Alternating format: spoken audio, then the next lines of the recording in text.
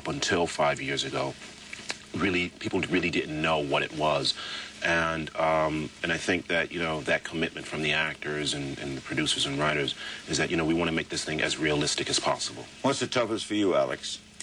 I think to appear convincing, actually, specifically when we're doing operations, because I suppose a part of me thinks inside that nobody's really going to believe that I would be that qualified, and so lack of self-esteem. Lack of self-esteem, yeah. But yeah, for me, I think it's the toughest, trying to get people to believe that I could actually perform an operation. George, toughest. What's the toughest part? Toughest part of, I don't know, I think just, well, for me, it's always the dialogue, because I have it written all over every patient that comes in.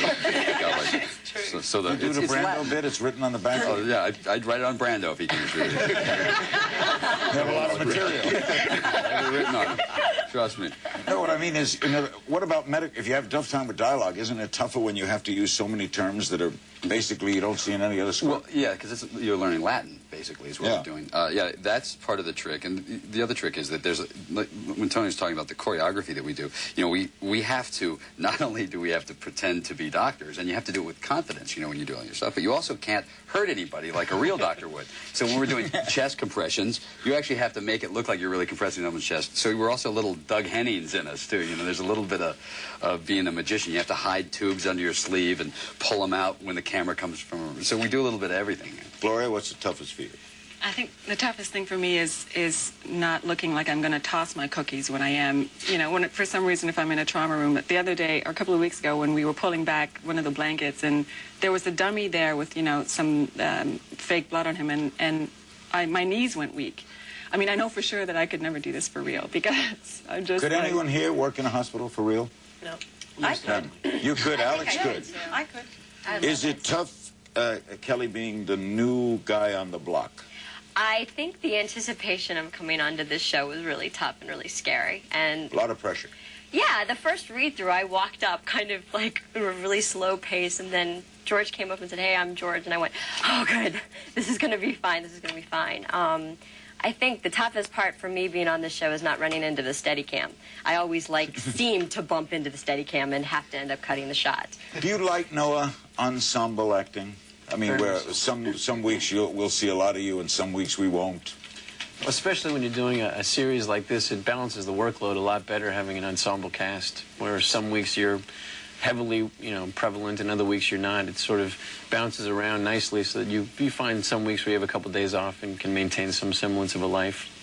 And scripts, Juliana, do you ever say, let's say this, you're given something that you're not comfortable with. Are the writers open to your saying? They're very open. They are. I mean, they encourage you to try and read the script before you actually get on set. And, unlike George. No. That wasn't to George. It's actually it's hard because a lot of times the scripts, they're trying to make the scripts come out a week before we shoot them, but sometimes they get backed up also. So it's really important to try and read the scripts when you get it, and they're very open to us saying, you know what, I don't think my character would do this. Are you surprised, Tony, at the success of the art? And this for all of you, you can kick it around. Did you ever expect it would be a Peabody winner? It would be sold for millions of dollars? I don't think anybody could imagine this big of a success and the kind of phenomena that the show's become. But I certainly knew when I read the script and when we did the pilot and I met all these people and the people who've joined the cast since, I knew that the quality was there and that we were making something really great. Whether or not that was going to be marketed by NBC and sold well and the writing keep it up, I didn't know, but I knew we had a really good shot. I felt good about that. Had any of you ever worked together at all? In anything?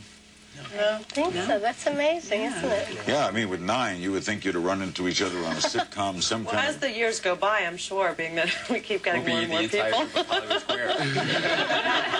Is this, I got to take a break, but I want to ask about the simpatico on the show, how important that is. George Clooney, Anthony Edwards, you're going to walk with me through the set when we come back, okay? Great, okay. You're going to give us a tour. We'll be taking your call soon. Don't go away. Stay with us. Anthony Edwards and George Clooney give Larry a tour of the set when we return with Larry King Meets ER.